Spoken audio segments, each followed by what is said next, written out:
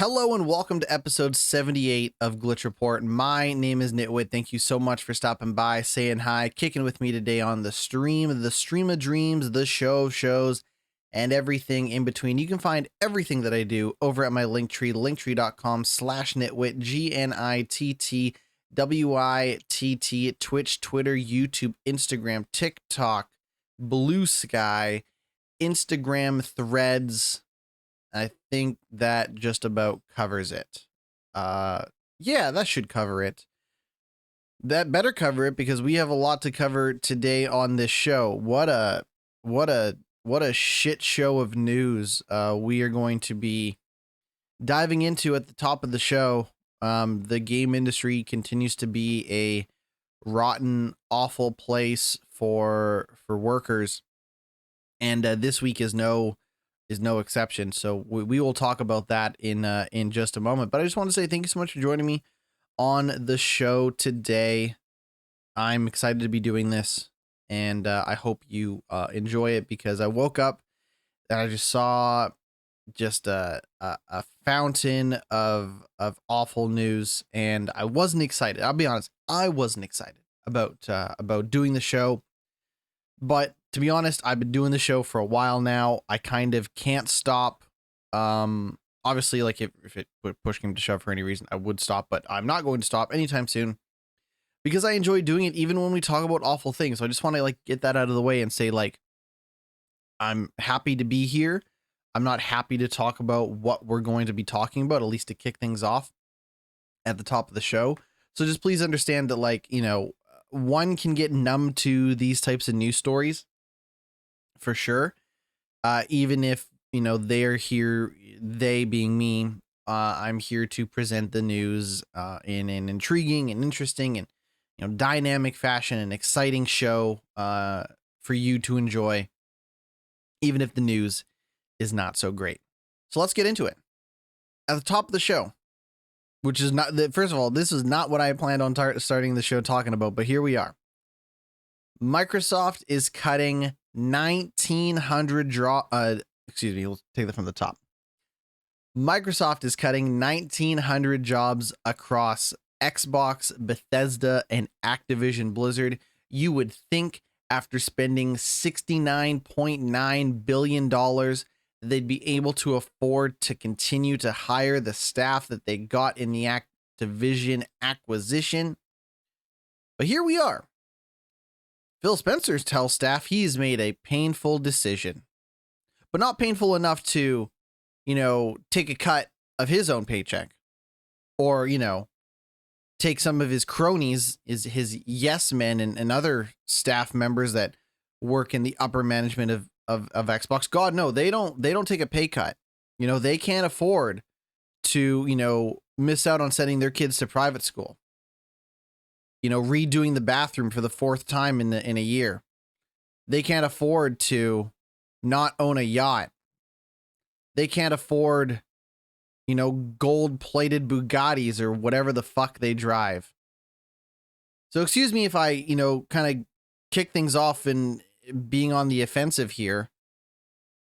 But Phil Spencer has some fucking nerve to cut 1,900 staff and say it's a painful decision. It does not sound like a painful decision because he's not the one experiencing any pain whatsoever. He's not You can't tell me that Uncle Phil is out there experiencing, your good friend Phil Spencer is out there experiencing any pain whatsoever. I refuse to believe it. I just can't. But let's get into it. This is a new story pulled by Video Games Chronicles. As always, shout out to Video Games Chronicles. Microsoft's head of gaming has confirmed that 1,900 staff will be laid off across Activision Blizzard, Bethesda, and Xbox. In a message sent to a staff obtained by IGN, Spencer said Microsoft would provide full support to those who are impacted during the transition, including severance benefits informed by local employment laws. Now, God forbid they support these people by keeping their jobs. But whatever, here we are. According to the exec, the decision had been made after Microsoft and Activision Blizzard's leadership team set priorities, identified areas of overlap, and ensured that we're aligned on the best opportunities for growth. That's a quote by them. Alongside the layoff news, Blizzard president Mike Ybarra has confirmed he's decided to leave the company. He has his golden parachute, so he's just going to spread his wings and fly away. Alan Adam, Blizzard's chief design officer, is also leaving the company, as reported by The Verge. Blizzard's previously announced survival game, which is being helmed by Ubisoft's former Far Cry boss, Dan Hay, has also been canceled as part of these changes. So it's not just, hey, we're cutting people, we're also cutting games as part of that too. Now, the layoff comes just 3 months after Microsoft completed its $69 billion acquisition of Call of Duty owner Activision Blizzard. Phil Spencer, said in an email to staff, as we move forward in 2024, the leadership of Microsoft Gaming and Activision Blizzard is committed to aligning on a strategy and executing a plan with a sustainable cost structure that will support the whole of our growing business. Together, we've set priorities, identified areas of overlap, and ensured that we're all aligned on the best opportunities for growth. As part of this process, we've made the painful decision to reduce the size of our gaming workforce by approximately 1,900 roles out of the 22,000 roles, 22,000 people on our team. The gaming leadership team and I are committed to navigating this process as thoughtfully as possible. Again, I would just like to say, hey, why don't you take a pay cut, Phil Spencer? Why don't you and your team take a pay cut? Because I bet what they pay you, you could have capped, I don't know, 1,900 of those people. Maybe not 1,900, but maybe you could have, halved the amount of people that were being cut. I don't know. But trust me, Phil Spencer gets paid too much money for what he's doing. As far as I'm concerned, Phil Spencer and the current state of Xbox, the man is getting grossly overpaid for what he's doing. Don't get me wrong. I love Game Pass. Woo! Game Pass, stick it in my veins. I'm a fucking drug fiend for Game Pass. I know that's a horrible way of describing it, but when we think about a scenario where people are cutting subscription services left and right for a variety of reasons, one of the last ones that I would ever consider cutting is Game Pass. That does not mean that I am happy about the company that provides Game Pass. So don't get that twisted. We are all hypocrites, myself included, right? We give money to companies that we don't like all the time, or if we knew what they were doing or how they were treating people, we would not be happy about it. All right? So don't get it twisted. But let's continue. The people who are directly impacted by these reductions have all played an important part in the success of Activision, Blizzard, ZeniMax, and the Xbox teams, and they should be proud of everything they've accomplished here. We are grateful for all of the creativity, passion, and dedication they have brought to our games, our players, and our colleagues. We will provide full support for those who are impacted during the transition, including severance benefits informed by local employment laws. Those whose roles will be impacted will be notified, and we ask that you please treat your departing colleagues with the respect and compassion that is consistent with our values.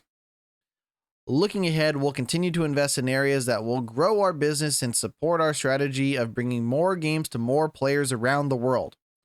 Although this is a difficult moment for our team, I am confident as ever in our ability to create and nurture the games, stories, and worlds that bring players together. This news follows just a year on from Microsoft's last round of layoffs, which partially affected its gaming teams. In January of 2023, it confirmed plans to lay off approximately 10,000 employees, or around 4.5% of the US technology giant's 220,000 person workforce.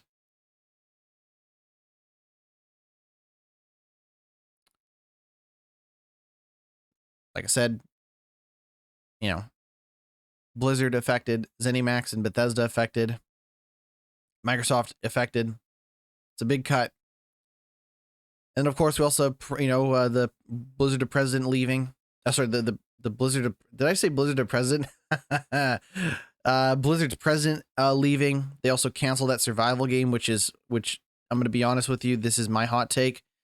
We're going to talk about Palworld later on the show. The world doesn't need another fucking survival game. And man, GnittWitt, who pissed in your Cheerios today? Nobody in particular. I just gotta say it like it is. This is my show. I'll talk, however I want. The world doesn't need another survival game, but I would like to see Blizzard get back to making, as someone who uninstalled Diablo 4 last night, I would love to see Blizzard getting back to making some badass games, but we'll see. Now, that's not the only game industry layoff story. Oh, no. We are not even halfway done the amount of news stories talking about layoffs from this week.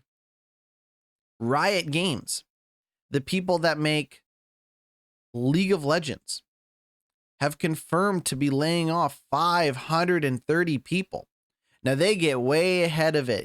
They are, I guess, too smart for some people, for some cynical Twitter users.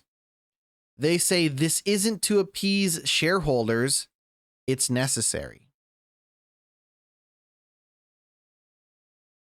In a lengthy statement published on its website on Monday, the League of Legends studio confirmed it will be eliminating about 530 roles globally, which represents around 11% of all employees. According to Riot, the biggest impact will be made to teams outside of core development. Quote, for most of our history, we've managed to avoid days like this, but this decision is critical for the future of Riot, the company said in a statement. This isn't to appease shareholders or to hit a quarterly earnings number. It is a necessity. Over the past few years, as Riot more than doubled in headcount, we spread our efforts across more and more projects without sharp enough razors to decide what players needed most.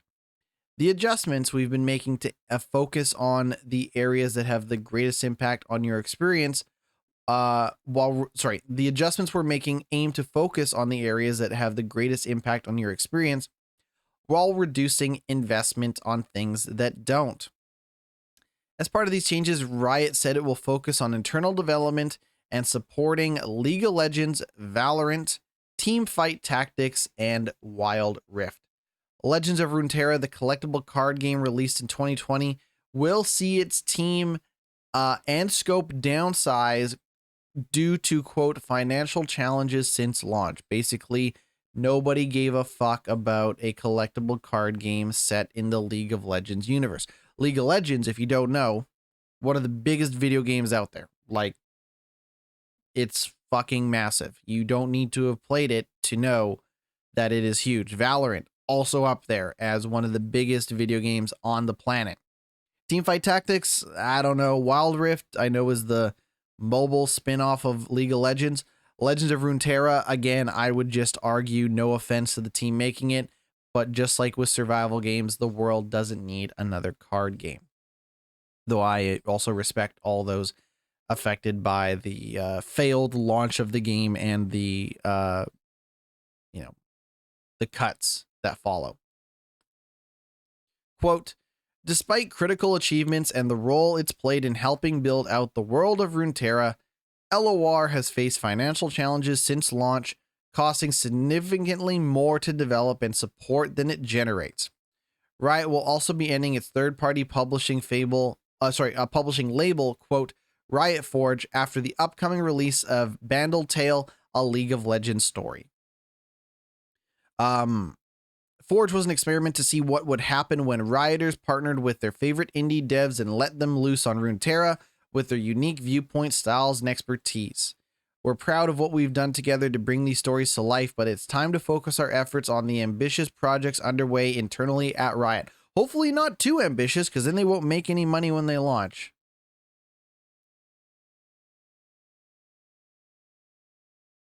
Oh, we're just getting started, baby. People Can Fly reportedly cut 30 devs as the scope of their next game with Square Enix shrinks. A further 20 staff working on Project Gemini have been relocated to other projects. Now, People Can Fly, if you don't remember, are the same folks that made Square Enix's Outriders.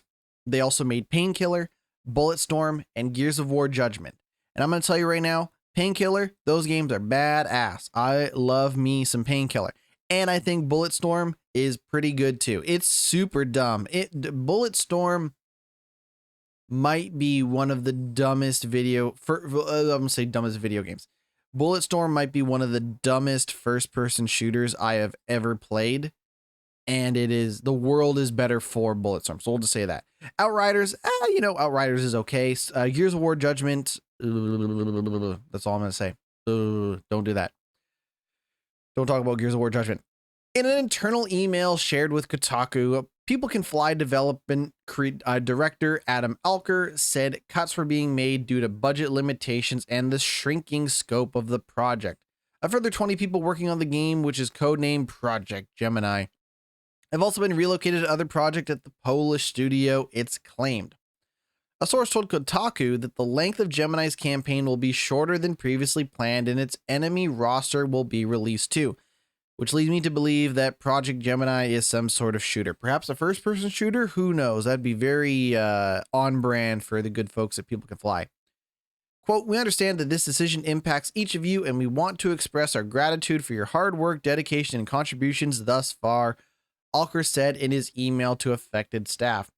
To these individuals transitioning out of the studio due to these changes, we extend our sincere appreciation for the skills and expertise you brought to the team. We will keep our fingers crossed for our next steps in game dev and offer all our support. People Can Fly, which celebrated its 20th anniversary in 2022 and was owned by Epic Games from 2012 to 2015, is the developer behind Painkiller, Bulletstorm, Gears of War Judgment, and Square Enix's Outriders. As of 2023, as of July 2023, Project Gemini was one of 8 titles in development across People Can Fly Studios. That same month, the company announced it had signed a new deal to develop a title for Xbox Game Studios. The company said Project Maverick would be fully funded by IP owner Microsoft and would have a $30 to $50 million budget. People Can Fly's most recent release was Bulletstorm VR, which came out on PSVR 2, MetaQuest, and Steam VR. My understanding is Bulletstorm VR is rough. We don't talk about VR on the show for a variety of reasons. But wait, there's more. We got 2 more news stories about game industry layoffs. Actually, 3. 3 kind of wraps a lot of things up, puts a lot of things in context. Let's keep continuing. You know, this wouldn't be a games industry layoff segment of the show if we didn't talk about your friends and mine. Oh, yes. I'm talking about Embracer Group. Ruiner Studio, Ruiner being a video game made by studio Raycon Games, has reportedly laid off around 80% of its staff. Around 60 to 70 employees are said to be affected. Where do we want to get into this? Raycon has been working on a sci-fi first-person shooter called Final Form, which was announced in 2021 as part of PlayOn's Prime Matter label. PlayOn, of course, owned by, everyone say it with me now, 1, 2, 3, Embracer Group. During its announcement in 2021, Prime Matter said Final Form, quote, expands beyond the edge of the known universe in a race against an unstoppable plague to protect the last celestial being, essence of life and creation. However, while the trailer for the game remains on Raycon's own YouTube channel, the version on Prime Matter's YouTube channel has now been made private and the status of the game is currently unknown.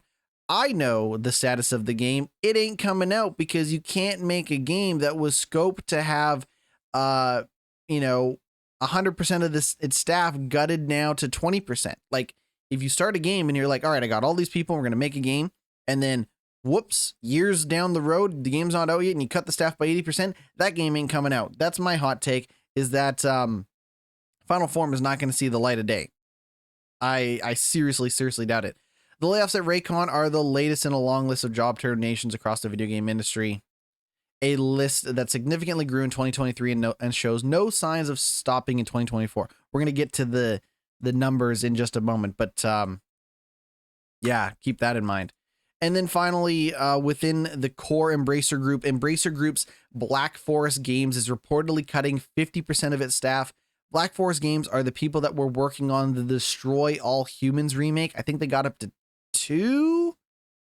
Destroy All Humans 1 and 2, I think, came out.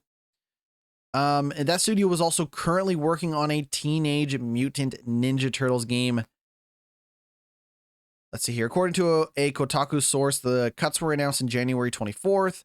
It's claimed the studio's creative director and most, quote, if not all of its managers are expected to keep their jobs, because that's always how it works, with more information to be confirmed next week. Founded in 2012 and located in Offenburg, Germany, Black Forest Games has over 100 employees, according to its website. The Embracer operating group, THQ Nordic, oh my God, the fucking pyramid scheme that is Embracer Group boggles my mind every time I do a story. But anyways, Embracer operating group THQ Nordic acquired the studio in 2017, along with intellectual properties including Gianna Sisters, Eldorado, and Rogue Stormers. In recent years, Black Forest Games has developed a couple of Destroy All Humans remakes and is currently working on Teenage Mutant Ninja Turtles: The Last Ronin. Fellow German at THQ Nordic studio Piranha Bytes is reportedly facing closure as part of Embracer Group's ongoing restructuring efforts. So, here we are. Runer Studio, Raycon Games, Embracer Group's Black Forest Games, People Can Fly, Riot, Blizzard, Activision, and Bethesda. Over 5,000 game industry workers have already lost their jobs in 2024. The number of layoffs is already over half the total that were announced in 2023. Again, 5,000. It is January 25th. Hold on, let me just load up the, you know what? Hey, you never know. Let's go load up the Video Games Chronicle website and see if anyone else has lost their jobs. Okay, no, they haven't. It is January 25th, and we already over halfway past what the total number of jobs lost in 2023 was. But listen, every time this happens, or almost every time this happens, the quotes that we read are always the same. The messages that we receive are always the same. Hey, we grew too much. We overexpanded. We became too ambitious and all this stuff. And why do they do that? Because interest rates were low during the pandemic. And a lot of people will say, oh, well, people were sitting at home playing video games a lot more than that. The data doesn't show that.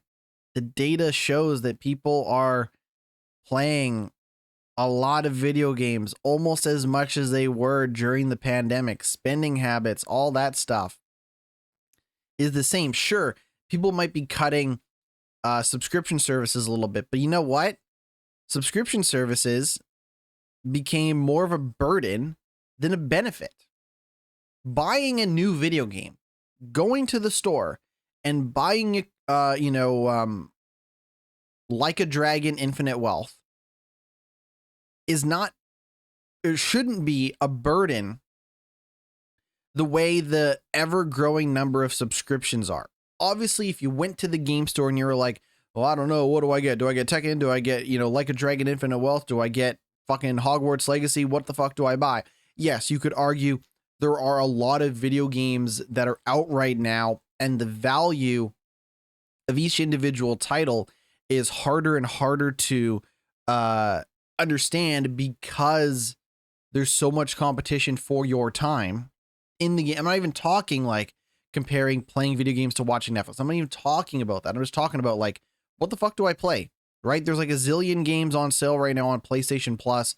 They just put out like, the Last of Us Part 2 remastered, whatever. Like, what do I play? What do I spend my time on? There's a lot of stuff competing for your time, but the fact is that it has not stopped people from playing games. It has not stopped people from buying games.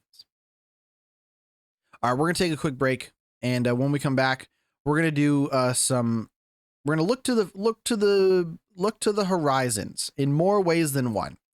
Coming up later on the show, we're gonna do a review roundup for Like a Dragon Infinite Wealth. We're also gonna do a review roundup for Tekken 8. We're gonna talk Palworld. We're also gonna have some good Xbox news. Xbox had its developer direct. We'll talk about that. Some Nintendo news, some PlayStation news, and a lot more. So stick around. We will be right back.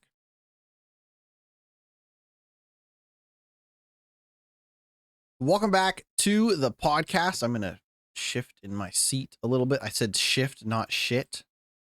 For those who maybe misheard me. All right, we're back.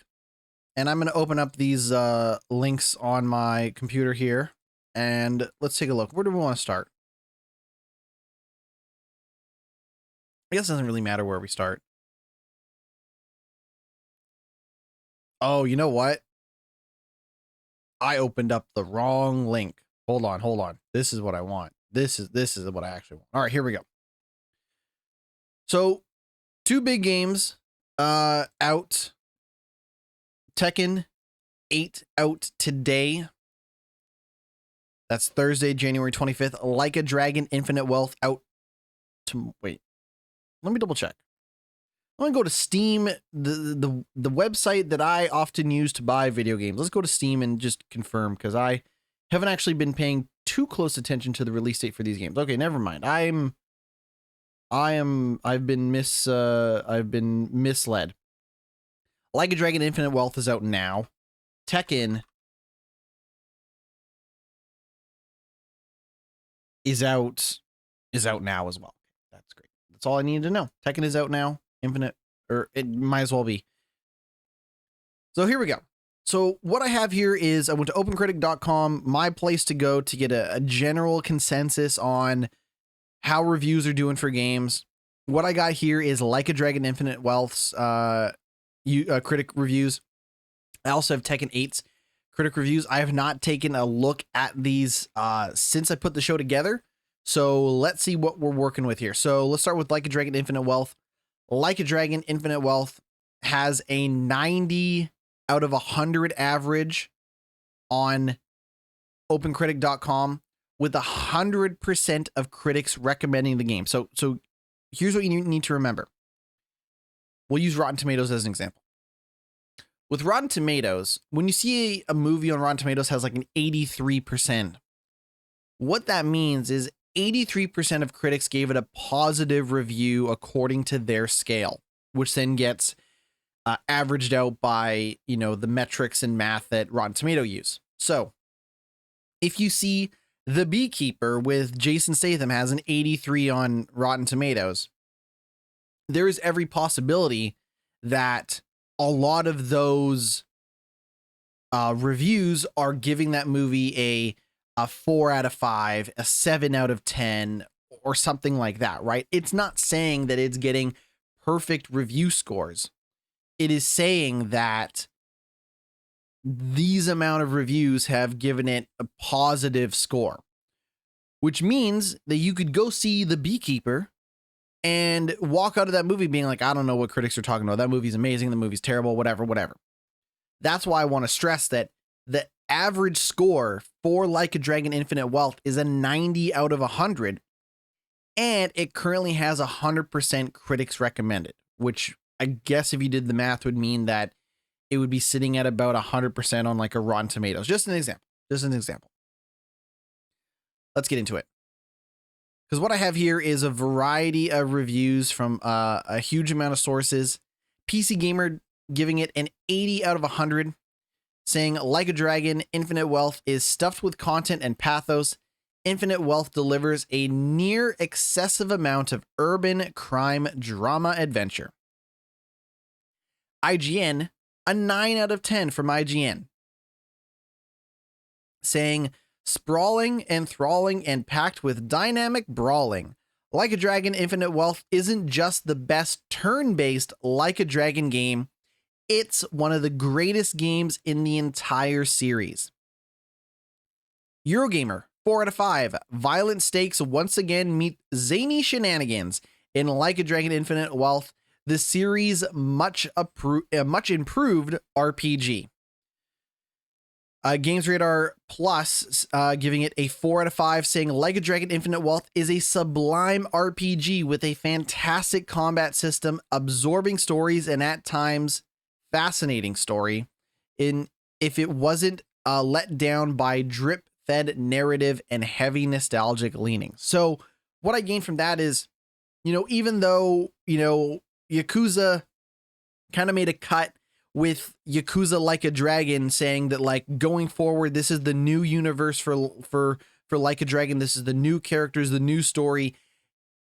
Very much still leaning on that, nostalgia from past Yakuza games with Like a Dragon Infinite Wealth, which to me means that if you want to get into Like a Dragon, if you want to do the turn-based, RP and you want to do turn-based and you want to do the more RPG stuff in Like a Dragon, you may be missing out on some of the nostalgic references played up in Like a Dragon and in Like a Dragon Infinite Wealth. But perhaps you can get through it not knowing everything. I don't know. I'm still very early into Yakuza Kiwami 1, so I have a long ways to go before I can play up to where Like a Dragon Infinite Wealth is, unless, of course, I skip a large amount of the Yakuza games just to play the, turn-based RPG games. Game Informer, 8.5 out of 10. In one of the final moments of Infinite Wealth, one of the characters falls exhausted into the street, beaten down by everything that just came before.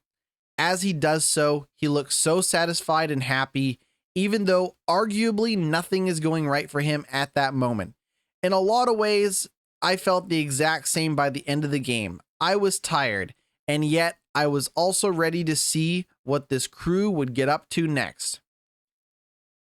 GameSpot, 8 out of 10. Infinite Wealth takes 1 step forward and 2 steps back, leaving conflicted feelings amid its outstanding RPG systems and phenomenal character moments. Destructoid, 8 out of 10.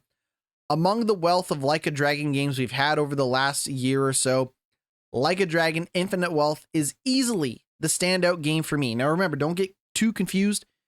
We do have Like a Dragon Ishin and Like a Dragon The Man Who Erased His Name. That's because they've changed the name of the Yakuza series in North America to be Like a Dragon. But just remember that Yakuza Like a Dragon is the RPG series. And here we are now with the sequel. Anyone else? Reviews? Maybe from a website I've heard of. No offense to some of these sites. That's going to do it. Honestly, it makes me want, hearing that Like a Dragon Infinite Wealth is so good, it makes me want to continue playing the Yakuza games. It makes me want to get into the RPG stuff. I'm picky. I'm really picky with my RPGs. I got to be honest. I am super duper uber picky with my RPGs, but I am willing to give turn-based a shot. I'm always down to, for every, well, I was going to say for every Persona game, but really I only like Persona 4. But I love Persona 4. That's a turn-based RPG. I did not love Sea of Stars. That's a turn-based RPG. So I'm willing to give these turn-based RPGs a shot. No problem. It's just going to take me maybe a while to get to Like a Dragon Infinite Wealth, unless, of course, I skip over large parts of the original Yakuza story. What if you don't like RPGs? What if you like fighting? What if you like throwing motherfuckers into volcanoes. And I mean, who doesn't? Who doesn't? So we have Tekken 8 reviews here. Tekken 8 has a 90 critic average score, with 97% of critics recommending it. Very, very high scores. You know, so exciting. You know, say what you will about the current state of the game industry and the layoffs and all of that stuff. Really, really exciting to see some great games coming out, you know, even early in the year, right? I hope these games get remembered and talked about come game of the year time and things like that. But, and I'm not saying Tekken 8 and Infinite Wealth are already going to be game of the year winners. I'm just saying that, like, to kick off this year so strong is incredibly exciting to see, right? I hope that 2024 is an amazing year for games. It looks like it could be a fantastic year, not counting the game industry layoffs, just from a pure product standpoint. But like, I'm just, you know, kind of thinking about this now, like looking at these Tekken 8 reviews, looking at these Infinite Wealth reviews, really exciting to see. Eurogamer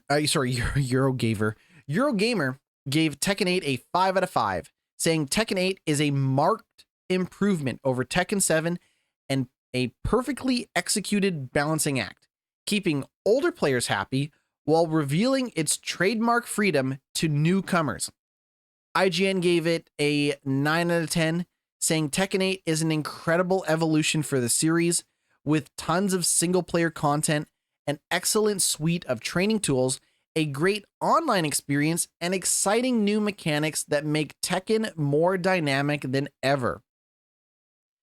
PC Gamer 89 out of 100, saying the best Tekken game in years, let down by its struggling netcode and aged customization. Now, speaking of customization, I hope that you can put Bullet Club t-shirts on your characters in Tekken 8 like you could in Tekken 7, but I have not been able to confirm that. If I find out, I will let you know. Games Radar Plus, 5 out of 5. Tekken 8 has a depth to it that can feel overwhelming, but it's also a game that doesn't force you to take it in all at once. Game Informer, 8.3 out of 100. Sorry, 8.3 out of 10, excuse me. As a complete package, Tekken 8 doesn't reach the heights of recent rivals like Street Fighter 6 and Mortal Kombat 1. But when the match begins and you're exploiting openings to unleash flashy combo strings and air juggles, it remains a thrilling, if very familiar, one-on-one experience. Now, Polygon doesn't do review scores, but they did leave this comment saying, "There's a lot to love here. Satisfying mechanics, gorgeous combat animation, flashy presentation, and a killer soundtrack. That said, I don't know if my own excitement will be enough to win over friends who are on the fence about the unremarkable story, incomplete tutorialization, and aesthetically dubious roster." So the critics seem kind of split on the story and also seem a little split on the tutorialization. GameSpot, 8 out of 10. A new aggressive fighting system and a healthy cast of characters make Tekken 8 pack a powerful punch. Anyone else review scores we can take a look at? Again, from a site I've heard of, preferably. Can I sort by... Sure.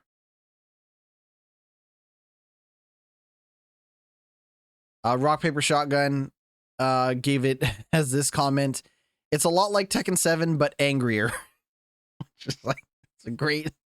Sure. What's not to... What are you going to do? You're going to argue with that? If you told me, "Yo, dog, we took this game that was pretty good and we made it angrier," I'd be like, fuck yeah, sign me up. So with Tekken, and I would say fighting games in general, right now we're seeing a big focus from Mortal Kombat, which Mortal Kombat's been doing this forever. They're like kind of the originators of this as far as I'm concerned. But what we're seeing in fighting games, especially from these tried and true franchises like Mortal Kombat, Street Fighter, and Tekken, is we're seeing a really big push for a robust single player offering. Now that can come in the form of a story mode, and I would say, and I think everyone would agree, that the good folks at NetherRealm, who have been making Mortal Kombat and Injustice for a very long time, they have mastered the engaging single player story in a fighting game. Nobody else does it better. And I would argue that, yeah, Mortal Kombat also offers a better and more robust single player content outside of just the story mode. But the only way to get people into fighting games is to offer deep single player stuff, content that they can play, and a easy to understand tutorial that can get people potentially into playing the game competitively. Now, obviously, some, developers, some, companies, whatever, might want to appeal more to the hardcore,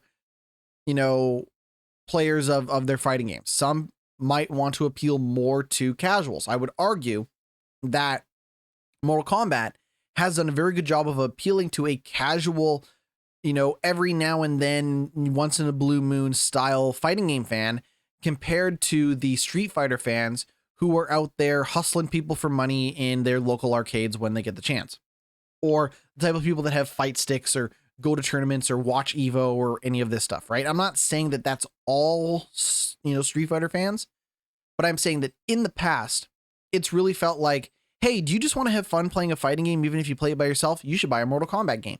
Hey, are you a hustler? Are you a bad motherfucker? You should play Street Fighter. Obviously, very different games, and if you prefer one style of fighting game over the other, that's totally up to you. But now we live in a world where, like, yeah, dog, if you want to play any of these fighting games, Street Fighter, Tekken, or Mortal Kombat, they're going to offer a huge amount of single player content. Yes, some may struggle with some of their offerings, or some might have weaker cinematic stories than others. I would still argue that if you come to video games for the single player stories, you might find that some of the fighting game single player stories, like in Tekken and Street Fighter, to be a little hit or miss depending on what you come to games for. But if you are coming to something like to play a great fighting game, I think from everything we've seen over the last few years, Tekken 8, you will be rewarded for coming to that game to play a great fighting game and being rewarded with the single player offerings that are available. Even if the story isn't that amazing or whatever the case may be, it definitely seems like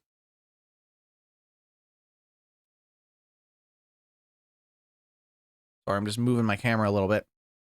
It definitely seems like there's a lot of fun to be had, even if you play by yourself, even if you're terrible at fighting games with Tekken 8. Now, obviously that would also apply to Street Fighter and also to Mortal Kombat. I'm just talking about Tekken in the context of Tekken because that is the most recent game. All right, let's move on. I might not have a chance to play those games, but I'm excited nonetheless. Okay, so how do we talk about this? How do we cover this? This is such a hard thing to discuss. So there's a new game out. It's one of the hottest games out right now. It's currently available on PC, Steam, Xbox, and Game Pass on PC and Xbox. It's a little game called Palworld. Palworld. It's been described as Pokemon with guns. I'll say that one more time. Palworld is basically Pokemon with guns. You might be thinking, what the fuck does that mean? Let's try to get into it here. Since launching into early access on PC and Xbox on Friday, that was last Friday, Palworld has become a huge breakout success with over 8 million sales in 5 days. Now, Palworld is basically a survival crafting game with a bunch of monsters in the environment, heavily inspired by, for lack of a better word, these monster designs are heavily inspired by Pokemon. In fact, if I showed Palworld character designs to people who do not play Palworld or Pokemon, and I said, what is this? I suspect that that person would tell me that's a Pokemon, assuming they know what Pokemon is, but don't know the difference between Palworld and Pokemon. So here we are in a scenario where this massive game has just blown sales expectations out of the water, but is also heavily inspired by a very popular franchise. That, of course, being Pokemon. So here's where we're at. The Pokemon Company has broken its silence regarding the Steam mega hit Palworld and said it's investigating if it infringes on its IP rights. Since launching into early access on PC and Xbox on Friday, Palworld has become a huge breakout success with over 8 million copies sold in 5 days. However, the survival game's success ignited discourse around perceived similarities between its character designs and those of the Pokemon games, with many accusing it of plagiarism. On Thursday, the Pokemon Company said it released a statement confirming it was investigating if the game infringed on its IP rights. We have received many inquiries regarding another company's game released in January 2024, it said. We have not granted any permission for the use of Pokemon intellectual property or assets in that game. We intend to investigate and take appropriate measures to address any acts that infringe on intellectual property rights related to Pokemon. Quote, we will continue to cherish in nature each and every Pokemon and its world and work to bring the world together through Pokemon in the future. That's a nothing statement, but whatever. Although the actual gameplay of Palworld is vastly different from Nintendo, this is Video Games Chronicles talking here. Debate has raged on social media around the obvious influences its character designs have taken from Pokemon and whether it could be interpreted as plagiarism. The acquisitions took another turn on Sunday when an anonymous Twitter account posted comparisons of some of the game's 3D models and those of Pokemon, claiming their proportions were nearly identical. According to two experienced AAA video game artists who spoke to Video Games Chronicles, the model comparison on Twitter were likely evidence that Palworld's character models were indeed based on Pokemon assets. Quote, we cannot in any way accidentally get the same proportions on multiple models from another game without ripping the models, or at the very least, tracing them meticulously first. One senior character artist told Video Games Chronicles anonymously, adding, quote, I would stand in court to testify as an expert on this. David Hansel, I'm assuming related to Gretel, an intellectual property and digital media lawyer at Hansel Henson. It's a name for a, well, whatever. David Hansel told Video Games Chronicles that it could be proven that assets were taken from Pokemon games. Then it would represent, quote, a smoking gun for any legal case brought forward by the Pokemon Company. Earlier this week, Palworld's director and CEO of developer Pocket Pair, Takuro Mizobi, responded to the acquisitions against the game, saying, speaking to Japanese site Automation, he claimed that Palworld had cleared legal reviews and that there has been no legal action taken against it by other companies. Quote, we make our games very seriously and we have absolutely no intention of infringing upon intellectual property of other companies. This is a scenario where, like, this being a podcast, this being, whatever, is not going to do a lot of people a lot of favors, because unless you go, if I can just load this up here, we'll switch to me. Like, this is, I've loaded up here the image. That's kind of what, that kind of looks like, and if you don't have the video version, whatever, but like loading up these two looks pretty similar in terms of what the hell's going on with these Palworld images. Okay, let's move on to some good Xbox news. So shortly after we did the podcast last week, they did their developer direct. They focused on 5 developers, one of which was a third-party developer. And Xbox talked about a lot of games that you can expect this year. Let's get into it. So they showed off Avowed. Avowed is the next first-person fantasy action RPG from Obsidian. And it is going to be out in fall of 2024. I can't necessarily get into like everything that was shown about these games, but in the case of Avowed, they showed off some of the combat. They also showed off some of the quests and the dialogue and how, you know, you can have a quest that kind of branches of like, hey, you talk to this soldier. Do you want to confront him about deserting the battlefield? Or do you want to give him the dog tags of his fallen soldiers so he can kind of redeem his dignity and honor for being a coward or whatever the case may be? I think Avowed looks okay. Avowed looks neat, but I really get the sense I'm going to have to play it to see for myself what, if anything, is truly special about Avowed. They showed off Senua's Saga Hellblade 2 that is launching in May. I should also mention Xbox Series X and S, PC, Cloud, Game Pass day one. Same thing with Avowed. This is the follow-up to Hellblade 2, Senua's Sacrifice by Ninja Theory. Another game where I really got to see for myself if this game is any good or not. I remember not being particularly interested in Hellblade 1, Senua's Sacrifice. But, you know, Ninja Theory has like an interesting, kind of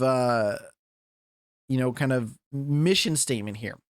The studio's mission statement is to create life-changing art with game-changing tech. They want to make, games that have never made you feel a certain way before with tech that you've never seen before. And that seems to be kind of what they're going for.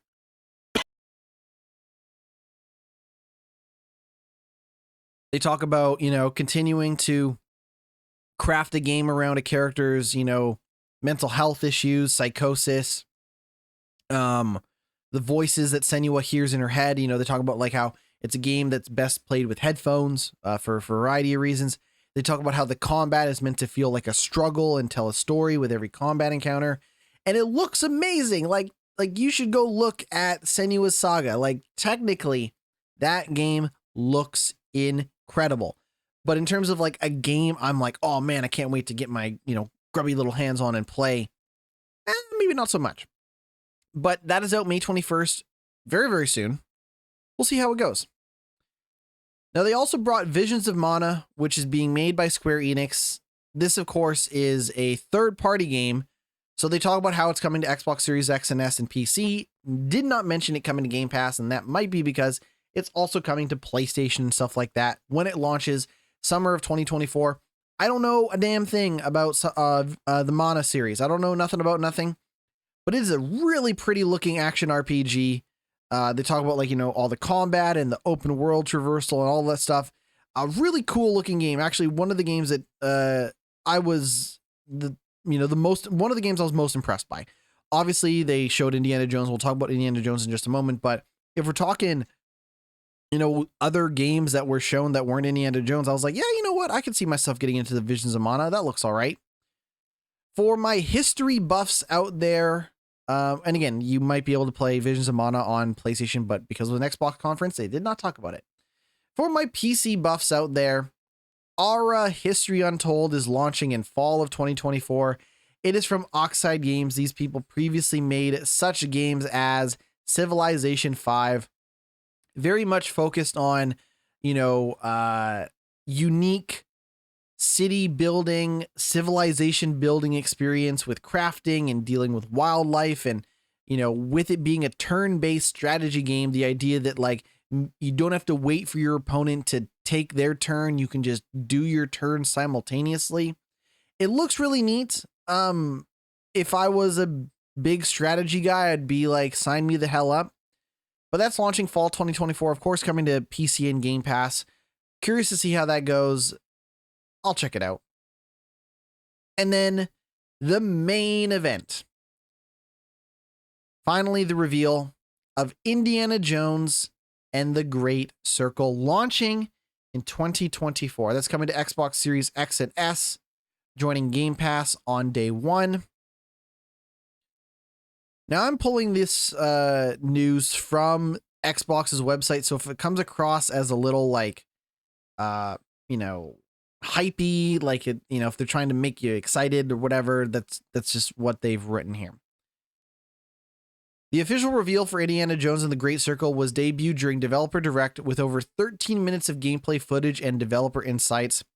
This new journey, starring the legendary archaeologist, comes from the award-winning team at Machine Games, the minds behind Wolfenstein: The New Order and Wolfenstein: The New Colossus, in collaboration with Lucasfilm Games and executive produced by Bethesda Game Studios' Todd Howard. They showed off a lot of stuff. So it's a story that takes place between, I think the story's supposed to take place between Temple of Doom and Raiders of the Lost Ark. You know, okay, this is actually the funniest thing about the whole presentation is they go through the Indiana Jones timeline, right? They're like, oh man, we love, you know, got developers talking about like, oh, we love these games. We love, you know, the old Indiana Jones games. We love the movies. And they're like showing the timeline. They're like Indiana Jones, Raiders of the Lost Ark, followed by Indiana Jones and the Temple of Doom, followed by Indiana Jones and the Last Crusade. And that's it. They don't they don't mention the Crystal Skull movie or what the fuck was that new? I didn't see that new Indiana Jones movie. What the fuck was that new Indiana Jones called? But anyway, they just completely erase the other two Indiana Jones. They're like, nope, they're only made 3. I was like, wow, that is amazing. And I'm assuming that Lucasfilms must have signed off on it, right? Like Lucasfilms probably thinking, yeah, if you guys want to pretend that we didn't make those other 2 movies, go ahead.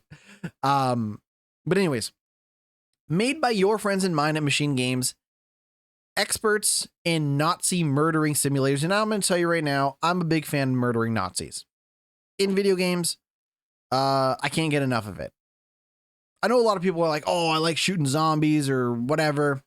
Really, there is nothing more therapeutic and more fun, in my opinion, than punching and gunning down Nazis. And that's exactly what you're going to get in Indiana Jones and the Great Circle. Though, it seems like... So here's the thing. Indiana Jones is an action-adventure movie. Duh. And the reason I describe it as an action-adventure movie is because half the time, if not more than half the time, Indiana Jones is jumping over pits. He's whipping to, solve puzzles in to get out of sticky situations. He's talking his way out of, his problems. He's sneaking around. He's not just grabbing a gun and smoking fools. And it seems like the folks at Machine Games have a very good understanding of that. In Wolfenstein: The New Order and Wolfenstein: The New Colossus, yes, you are grabbing shotguns, assault rifles, pistols, rocket launchers, you name it, and gunning down Nazis with reckless abandon. This is not quite that. Very much seems like, they looked at all of the elements of Indiana Jones that you know and love. Him being a smooth talking dude, him being a climbing, traversal expert, him being a great whippist. He listened to that Devo song and he's like, I can whip it good. It's not just about the shooting of Nazis. And it's also not just about, shooting Nazis as your only way of combat. They showed off, whipping the enemies in combat. They showed first person. First of all, the game's in first person. And I just know a lot of people were complaining about first person. We're going to get to that in a moment. But they showed off the first person gameplay.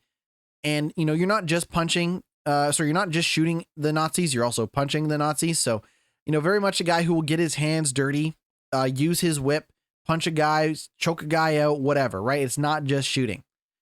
Now, when you're doing the traversal, it actually switches to third person. So when you're using your whip to swing across a pit of spikes or climbing up something, you are in third person. And I think that's the smart move. One, you do want to show people, hey, remember, you're playing as Indiana Jones. You don't want it to just feel like I don't know. I'm a guy that maybe looks and sounds like Indiana Jones, but I just spend so much time in first person, it's hard to tell.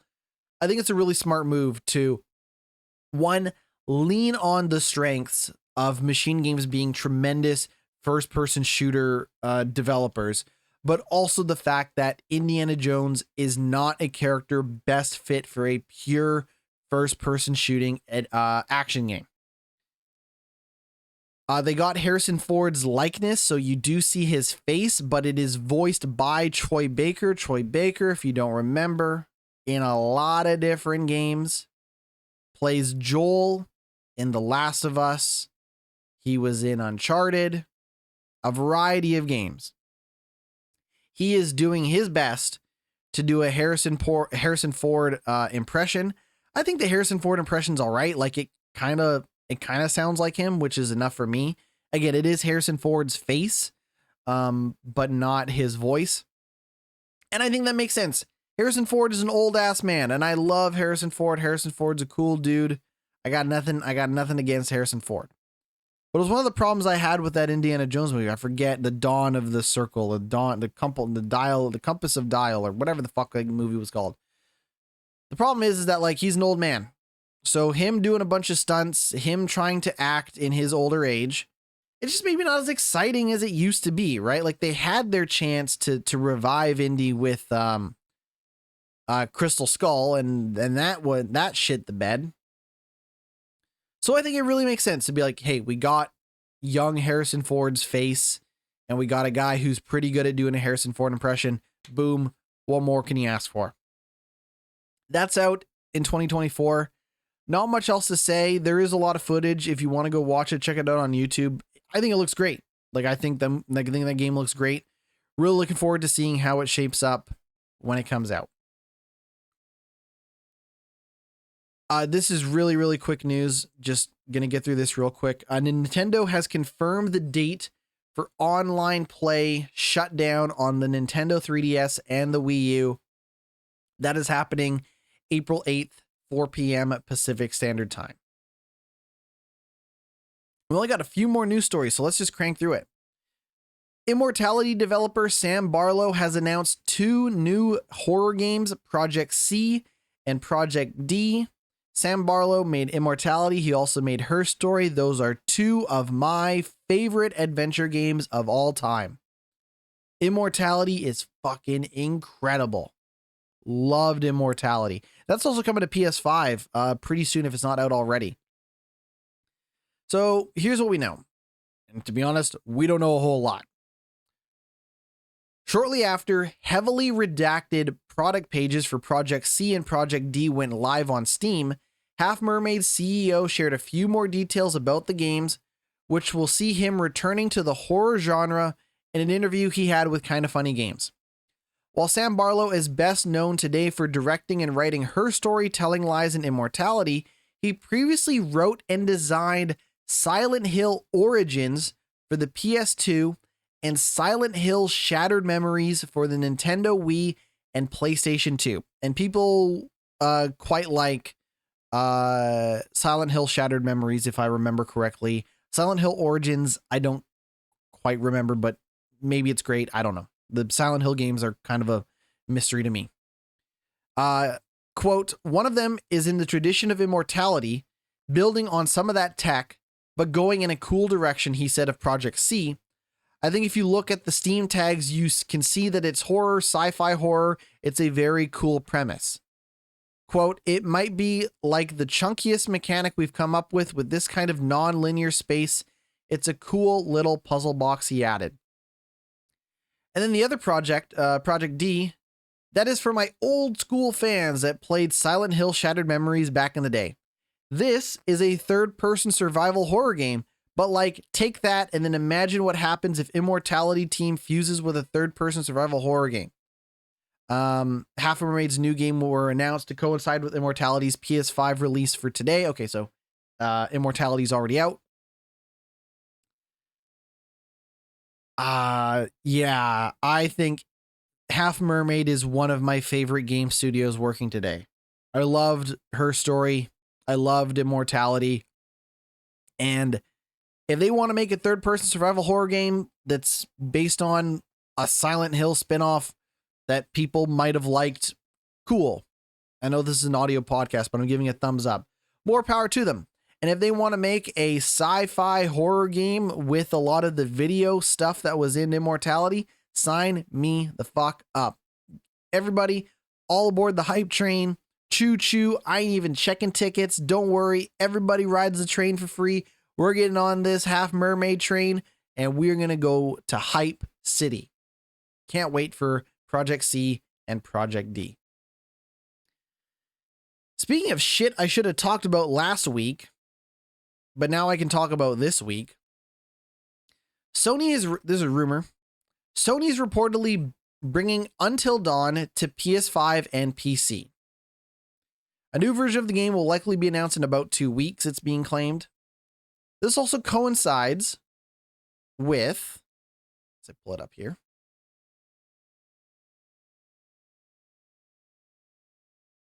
Where is it here? Oh, yes, here we go. This announcement, rumor, whatever you want to call it, coincides with the announcement that a film adaptation for Until Dawn is being helmed by Annabelle Creation, Shazam, and Lights Out director David F. Sandberg. That was announced last week. We didn't talk about it, but they're going to do an Until Dawn movie. And to coincide with that, they're going to probably put Until Dawn on PS5 and PC. So I am of two minds of this news story because there's two parts to this news story. One, Until Dawn is great and more people should play Until Dawn. They should put Until Dawn on PS5. They should put it on a PC. They should put it everywhere because the folks at Supermassive Games make great, horror adventure games. I would argue second to none in the industry, whether it be The Quarry, whether it be the Dark Pictures games, whether it be Until Dawn. I'm really excited to see what that Dead by Daylight spin-off single-player adventure game, the casting of Frank Stone ends up being. All in all, I'm a fan. I am a believer in Supermassive Games. However, the world does not need an Until Dawn movie. Have you ever played Until Dawn? It might as well be an interactive movie already. And I say interactive movie because people would argue, well, aren't all video games interactive movies? Let's not split hairs here. Let's just call, the type of adventure game that Until Dawn is. Let's just describe it as a interactive movie just so I can make my point. This is unnecessary. No, there's no need for an Until Dawn movie. They already had Hollywood actors like Rami Malek and Hayden Panettiere in that movie. Why do we need... Okay, I'll tell you right now. Have you ever seen the movie Clue, based on the board game? If you've ever seen the movie Clue, you might know that movie has, I think, 4 or 5 alternate endings depending on who the murderer in that movie. First of all, if you've never seen Clue, stop listening to this podcast and stop watching this video. Go watch Clue. I'll wait. I'll still be here when you come back. Go watch Clue. It is an incredible movie. Clue is an amazing movie. I love Clue. Christopher Lloyd, amazing. Madeline Kahn, amazing. It's a great movie. But the thing about Clue is they made alternate endings to that movie, and they basically just changed the ending. They didn't change anything else about the movie, but they changed the ending depending on who the character that is the killer is. And it's a fun thing that they did. If they don't do something like this for Until Dawn, what is the point? I want a movie. If they're going to do an Until Dawn movie, I want an ending where one of the characters survives, 2 of the characters survives, 3, 4, everybody survives. If they're going to do that, they should have fun with it. Make it as faithful to the game as possible, including the reality that there are choices that can be made. I'm not saying I want them to make, so I don't know if you ever played it. There was that Black Mirror choose your own adventure episode of TV that Netflix did. So there was that, I think it was called Bandersnatch or something. There was that Black Mirror TV episode where you got to make your own choices in the show. And that's not what I'm saying. I'm saying I just want them to rip off the part from Clue where there's multiple endings to Until Dawn. I don't want to sit there in the movie theater and be like, well, I don't know, should I go left or should I go right? I don't necessarily need that. But if they're not going to at least try to play off of the reality that in Until Dawn, there are a lot of choices that can be made that, you know, impact who lives and who dies, I just don't see a need for, like, it's just going to be, you know what I'm saying? You know what I'm saying. So there's nothing wrong with being excited about an Until Dawn movie. That's fine. I'm not going to yuck anybody's yum. I just find it to be such a deeply unnecessary video game adaptation to try to go off of. That's all I have to say. And then finally, our news that I'm excited about personally. Horizon Forbidden West Complete Edition hits PC in March. That's going to be $60 US when it comes out. It is now available to pre-order on Steam and Epic Game Store. It also has a bunch of bonus content.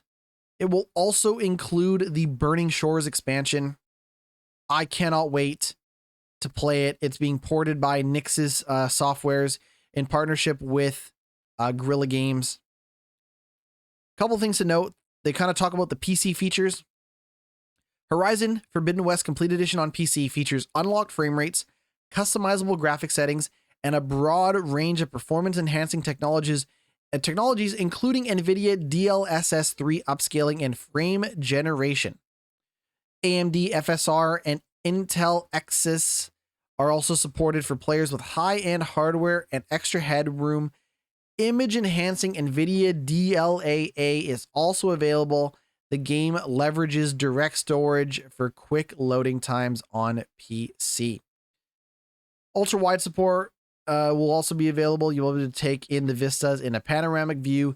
Gameplay is also supported in 21:9 ultra-wide, 32:9 super ultra-wide, and even 48:9 resolutions with compatibility for triple monitor setups. I am looking forward to this. I think it's really crazy that like the PC technologies that are currently available allow PS5 games to look better on PC than they did on PS5, but that is the nature of the beast. Some people have, you know, NVIDIA RTX 4090 graphics cards that cost twice as much as something like a PlayStation 5. So I'm not saying that you should be surprised that, you know, this game would look better on PC than PS5. I'm just saying, you know, that's the nature of the beast, right? I'm looking forward to it. I cannot wait. I cannot wait. The only problem is that I'm currently in the middle of a different open world action RPG, and I don't know if I'll be done by the time March comes around. If, you know, it's still March 21st, and if it's March 21st and I'm still playing Assassin's Creed Valhalla, then you know what? Oh, lucky me. I'll just wait until I'm done that to move on to Horizon Forbidden West. But I cannot wait to play that game. I loved Zero Dawn. Cannot wait. We're going to take one more quick break, and when we come back, we're going to talk about the games that I've been playing, some content and streaming plans for the future. This is our final break, so we'll be right back. Welcome back to the podcast. This is the segment where I talk about the games that I've been playing, maybe the games that I am no longer playing. In the case of Prince of Persia: The Lost Crown, I have dropped Prince of Persia: The Lost Crown. One of my most anticipated games of 2024, but unfortunately, I really like it, but I just don't. I think I've kind of gotten my fill of it. So, a couple things with Prince of Persia: The Lost Crown. I maybe put about 6 or so hours into the game. Maybe one day I'll go back and finish it. I don't know. Like, this isn't me saying I'll never play it again, but the thing about Prince of Persia: The Lost Crown that I really like is the way that platforming works. If you've played the demo, you know that there are some tricky platforming sections, jumping over spike pits and flipping over the poles in the ground and all that stuff. And that stuff gets really crazy later on in the game, where you have to like teleport back in time using your time rewinding ability and all this stuff. And the spikes are moving and you got to time it a little more precisely. Like, it's a lot of fun. But that story is not doing anything for me. There's no real sense of enjoyment coming from that story. I'm not saying it's like awful or bad, but it's really hard to get me to care about the cast of crew, the bigger mystery, kind of going on, the conspiracy, and the main plot of go rescue the prince. It's just not doing anything for me. I also find that navigating some of the environments, just doesn't always feel that rewarding. It doesn't always feel that interesting. And I think some of that has to do with the graphics and the environmental design. Like, it's a fine looking, it's an okay looking game. Often I kind of struggle with feeling too excited about entering a new environment. Like, obviously the puzzles and the traversal stuff that, I come across are fun and engaging, but it's just, I don't know. It's like, for every like one thing that I really like about the game, there's like two things that just feel a little incomplete and a little messy in some scenarios. It's not a game I hate, and it's not a game that, honestly, like, I don't even feel too disappointed about it, because, I'm just glad that this got made. I'm glad that we live in a world where like more Metroidvanias and these style of games are being made. This is maybe not a game that ended up sticking with me as much as I would have liked. So I have uninstalled Prince of Persia. I will maybe get back to it later down the road. We shall see. Played a little bit more of Turnip Boy Robs a Bank. And I got to say, that's just a goofy, fun game. Really easy to do a couple runs in that game, get in, get out, and that sort of thing. If you haven't seen any footage of Turnip Boy Robs a Bank, go to my YouTube channel. I got footage of me playing that up now for you that are interested. But basically, Turnip Boy Robs a Bank is the follow-up to Turnip Boy Commits Tax Evasion. If I was a career criminal, like it seems like my good friend Turnip Boy is, I would probably do things the other way around. I would rob the bank and then commit tax evasion, because I don't want to pay taxes on that money. The earning, it takes money to make money. So I get it. One way or the other, it takes money to make money. But in Turnip Boy Robs a Bank, it is basically a top-down shooter. You play as Turnip Boy, and the way that the game works is there's basically two modes to the game. There's the mode where you are back in your home base, where you can spend the money that you've earned robbing the bank to upgrade your weapons and your character and unlock new abilities and all that stuff. And then there's the part where you are actually inside the bank robbing the bank. And what happens when you're in the bank is there's a countdown timer, you like 2 minutes, 30 seconds or whatever, and you can upgrade that timer to be longer. But as you're running around the bank, you'll notice other fruits and vegetables in the environment, and you can shake down some of the characters for money. There are also guards that are working within the bank that you can shoot. There are display cases that you can smash and grab. There's vaults that you can open. There's vending machines and ATMs that you can destroy to make money.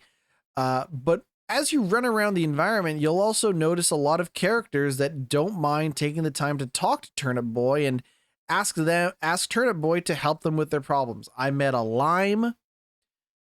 This lime was trying to find her husband so that she could serve him divorce papers. So, then all of a sudden you have this side quest of like, oh, I'm running around stealing money in the bank, shooting guards, shooting cops, whatever. But I can also go find this lady's husband, who's a deadbeat war veteran. Not that those two things are necessarily related. And serve his punk ass divorce papers. There are some other characters that have a variety of side quests, and I will say, like, overall, I find the tone of that game to be very goofy, very silly. Definitely has a lot of tongue-in-cheek, tongue-in-cheek sense of humor to it. But I think the goofiness of the sense of humor, I think, works really well with how madcap and crazy the actual game is. Because if you're just running around shooting everything up in the bank, you can't shoot the characters that aren't enemies, for that matter. You're not like, it's not a murdering simulator, okay? It's a bank heist, for God's sakes. But the point is when you're running around gunning everything down, you might pick up, different weapons and and all that stuff. But because you're on this timer, you know, there's this pressure to be like, what do I want to do this time around? Do I want to help the Lime divorce her husband? Do I want to get a bunch of money? Like, what do I want to do? Right. There are boss battles in the game. So as you make it further and further into the bank, you realize that like this bank ain't no ordinary bank. This bank also has like a forest in it, and it has a bunch of other crazy environments in it, which is a lot of fun. I wonder how much Turnip Boy Robs a Bank costs, out of curiosity, because I'm playing it on Game Pass. How much is this game? It's $20. You know, $20 may be a tad steep. I guess it really depends on how long this game is. If this game's like, 5-6 hours or longer, I would say it's worth the money. But, just in terms of the sense of humor, the comedy, the look, and the gameplay, like I don't know.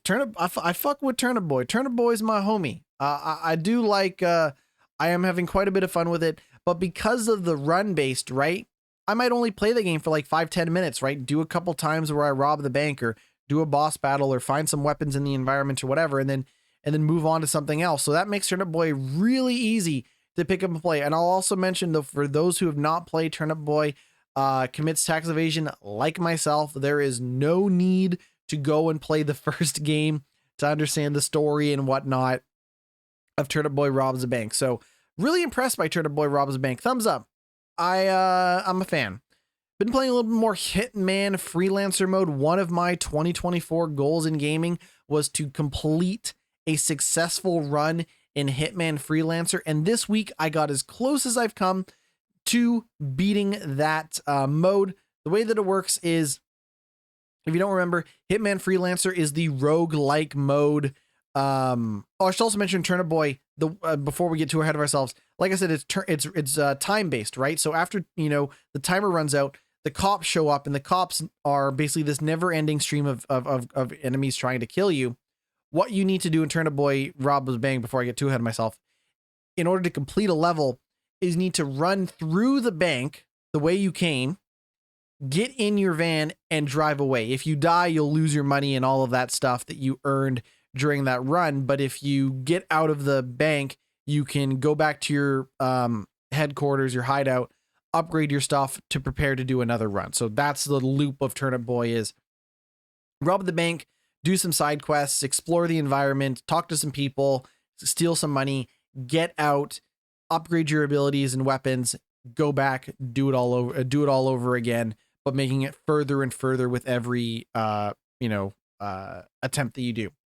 Similar to something like Hitman Freelancer, but the thing with Hitman Freelancer is you're picking up a lot of weapons and gadgets and stuff like that in the environment, and if you die, you lose all of that stuff. I mean, there is some stuff that you carry over. I don't have nothing to choose from when I start a run the way that I did at the start of the game, but with Hitman Freelancer, there are basically four campaigns that you have to go through. So the way that it works is you start a campaign and it's like, oh, complete 2 levels, and then you can do the boss battle. And that boss battle is always a handful of random targets in the area, a description of what the target looks like, and one of those targets is the person you have to kill. But if you kill the wrong person, you can trigger them to escape the environment and all of that stuff. So I made it to campaign 3. There are 4 campaigns to play through in order. I got to campaign 3 on the escalation target, basically the final boss, before I moved on to the last set of levels, and I fucking died, and I'm so pissed, but that's okay, because I will keep coming back for more Hitman Freelancer. It just might take me a moment or two to muster up the courage and the guts to try it again, because that mode is hard, dude. That mode is Hitman raw and uncut. That Hitman mode does not hold your hand. It is for bad motherfuckers only. And I want to be I want nothing more in my life. I'm not even talking video games. In my life, I want nothing more than to be a bad motherfucker. But I'm not there yet. But you know what? It's still January. There's still time to transition from the person that I am today into a bad motherfucker by the end of the year. And I feel like the only way to do that is to beat that Hitman Freelancer mode. If there are any more updates, I'll let you know. But really the game I've been playing the most is Assassin's Creed Valhalla. And man, I get it. Like I look at all of the side quests there are in the game. I'm 20 hours in and they're still introducing new things for me to do. Like, hey man, there's legendary animals if you want to go hunt legendary animals. Hey man, do you want to, customize the look of your Viking ship? Hey man, do you want to go on vision quests? Hey man, do you want to do these assassination targets? Like, there's just so much stuff in that game. And I can understand someone being bored of how repetitive it can feel, be bored of just how aimless a lot of that stuff is. But the fact is, your boy GnittWitt cannot get enough. I just want to go find every little collectible in the environment. I want to do every side quests. I want to do every story mission. I want to hunt every animal. I want to do every environmental, like Stonehenge type puzzle. I just want to do it all. And I gotta say, Assassin's Creed Valhalla, I'm only 20 hours in, roughly, give or take. This could change after 100 hours, 200 hours, 300 hours, depending on how long I play it for. Hell, this could change after 40 hours. I don't know. But to me, Assassin's Creed Valhalla might be my favorite Assassin's Creed game since Brotherhood. I know that's saying something because Brotherhood was an old game by Assassin's Creed standards. Came out a long time ago, but I am a big fan of Valhalla. I still think Valhalla is an unfriendly game to those that A, haven't played Assassin's Creed before, and B, haven't played one of the Assassin's Creed RPGs. If you get around to something like Assassin's Creed Brotherhood or Assassin's Creed Syndicate or one of the RPGs like Assassin's Creed Origins and Odyssey, and you like that game and you want to play more, I think Valhalla is great. Now, there's something I need to address. I want to address the content that I create, the podcasts to some extent, and all of that stuff. The fact is that in 2024, I want to grow the Twitch channel. I want to grow the YouTube channel. I want to grow the podcast. Like, I live to do this stuff. I love talking about video games. I love sharing video games. I love talking about the news and all this stuff. To me, I live to do this. But I would be lying if I said that I didn't want to do this for a living. I'm not saying that that is going to be the end all be all of making money. That's not. Because I recognize the cruel and harsh realities of content creation and all of that stuff. I get it. But I still want to push this content to grow, to be more consistent, to be more committed, to be more exciting, to be better produced, sound better, look better, whatever, be more active on social media. Like, I want to do all of that stuff. So there's a couple things I want to talk about. Podcast ain't going anywhere. It ain't changing. I love doing the show. The show will always be, unless I change the day it happens or something like that, the podcast will continue to be available Thursday mornings live on Twitch, Friday mornings for those that want the video and audio version. That ain't gonna change. The only thing that could potentially change is having early access to the show in audio and video form later that Thursday, but I haven't gotten there yet. So then there's also the streams that I do, the content that I do outside of this podcast. And I know that for some people only listen to this show. Some people only watch the video version of the podcast. They do not watch the other content that I create, and that's fine. More power to them if that is their thing. For those that do, here's the current plan. The plan is that I'm going to pick one video game to stream on Twitch Wednesdays and Fridays for 2, 3, I don't know however many hours. But one game. It's just going to be the same game over and over again. That game is going to be Assassin's Creed Valhalla because considering I'm only about 20 something hours in, and I could, assuming I don't get bored of it, I could play it for another 200 hours or so.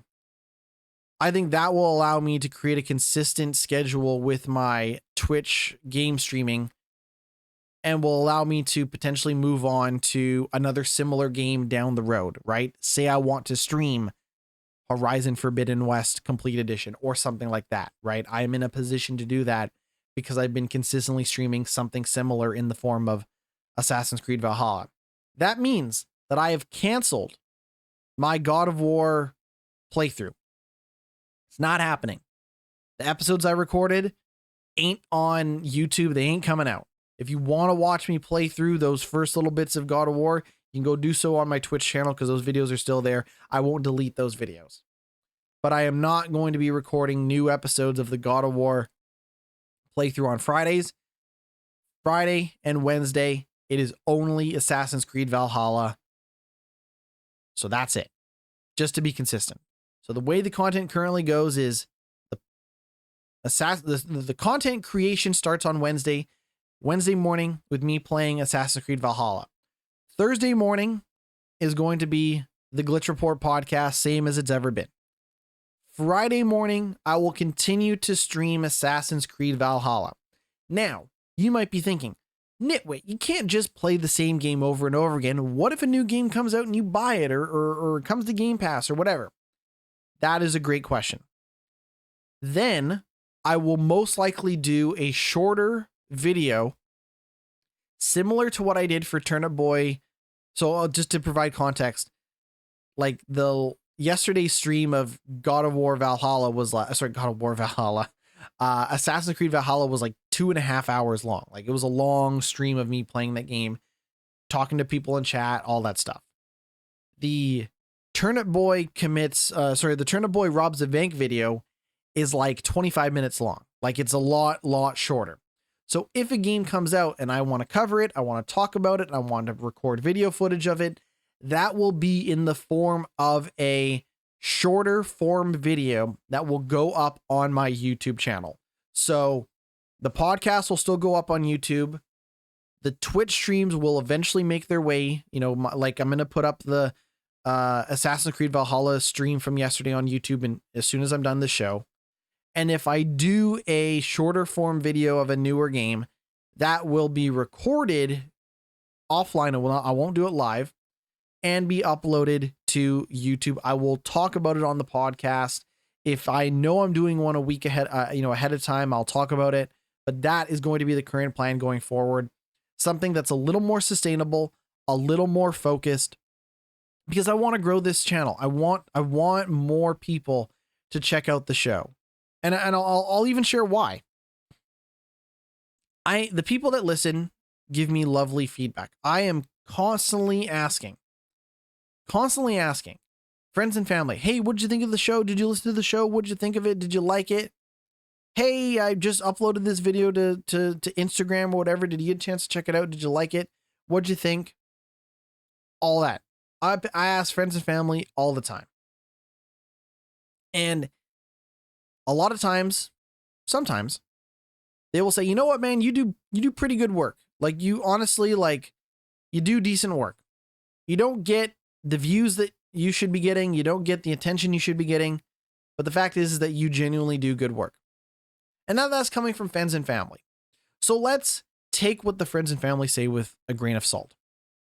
When I get random YouTube comments, those tend to be pretty positive comments as well. If I get random Instagram comments, random TikTok comments from people who've never seen my work before, they tend to think that my work is pretty good. And I'm very proud. And even if I didn't receive that feedback, even if I didn't receive that positive feedback, I would still be pretty proud of the fact that I've managed to survive doing this podcast for damn near 80 episodes. For over a year, we've been doing this show. Right? I'm proud of the work that I've done. Mistakes that I've made along the way. I want to improve on all of my weaknesses, and I want to make this show and the content I do better and better. But the fact is that if I'm going to make it better and better, I hope to, receive the recognition along the way to grow the content. I'm not asking you to go out and spread the good word. Please do not be a GnittWitt witness. Hello, sir. Have you heard the good word of Glitch Report? I'm not asking people to go out there and do advertising and marketing for me. That is on me to find a way to create content that can be repackaged and reformatted in a presentable way for people who have never heard of me before. But in order to do that, I do want to create consistent and stable content. And that starts going forward Wednesdays, 10 a.m. Pacific Standard Time, twitch.tv/GnittWitt. We're going to play some Assassin's Creed Valhalla. The Viking life is a life for me. 10 a.m. Pacific Standard Time on Thursdays, we're recording new episodes of Glitch Report live. And that will be available for offline listening Friday mornings. That same Friday mornings, I will be live again, twitch.tv/GnittWitt. We're going to play some more Assassin's Creed Valhalla. And you know what? If I'm being honest, if I have a random day off or, you know, I got some time before work or whatever it is, because I do work Saturday through Tuesday. If I got a random, you know, Sunday afternoon or a Monday evening or whatever, I'll probably just be streaming more Assassin's Creed Valhalla. That is the plan going forward. And I wouldn't feel this passionate and this excited about continuing to create content, continuing to do the podcast, continuing to invest in, you know, better ways to produce the show. I would not have this excitement if it weren't for the people that continue to support and listen to the show, for the folks that hang out in the chat on Twitch and all that stuff. So I just want to say, while I am incredibly hungry and I can recognize that sometimes that hunger and passion can be interpreted as greed, I want to say thank you for allowing me to continue to do this show, continuing to stream on Twitch. It was in January 2020 I first started streaming on Twitch. First game I ever played was Rage 2. And I have had big audiences or bigger audiences. I've had small audiences. I've had no audiences. And I'm going to continue to do it. I cannot stop. I got that sickness. I cannot stop. I will not stop. This podcast will not stop. And I just want to say thank you for continuing to support everything that I do. You can find everything that I do over at my Linktree. Linktree.com/GnittWitt, GnittWitt, Twitch, Twitter, YouTube, Instagram, TikTok, Blue Sky, Instagram Threads. I'm there most of the time. I'll try to be there even more often than I can. Really looking forward to seeing what other games are coming out. Let's actually just check that game schedule before we wrap the show up. Let's see here. As we've already talked about, we have Tekken and Tekken 8, and we also have Like a Dragon Infinite Wealth. This can't be right. Where's the goddamn calendar? There we go. So you want to hear something fucking crazy? This is a game I continue to forget about. As we mentioned, this week we got Tekken 8 and we got Like a Dragon Infinite Wealth. Next Friday, Suicide Squad Killed the Justice League is out. I cannot wait to read the reviews. I'm probably not going to buy it. I think I've played enough of that game to know that I don't think I'm going to like it. But I'm very curious to see what the final version of that game shapes up to be. Very, very curious. And then in 2 weeks, we got Helldivers 2 coming out. Really looking forward to Helldivers 2. Cannot wait to see how that game shapes up. So we got a lot of games to look forward to. So don't get me wrong. There's a lot of games on the horizon that I'm going to be checking out. It's not just going to be Assassin's Creed Valhalla, but for whatever reason, I cannot stop playing Assassin's Creed Valhalla. I am a big fan of it. And I'm a big fan of you for supporting me and everything that I do. So thank you so much for checking out Glitch Report. We will see you all next week. Take it easy.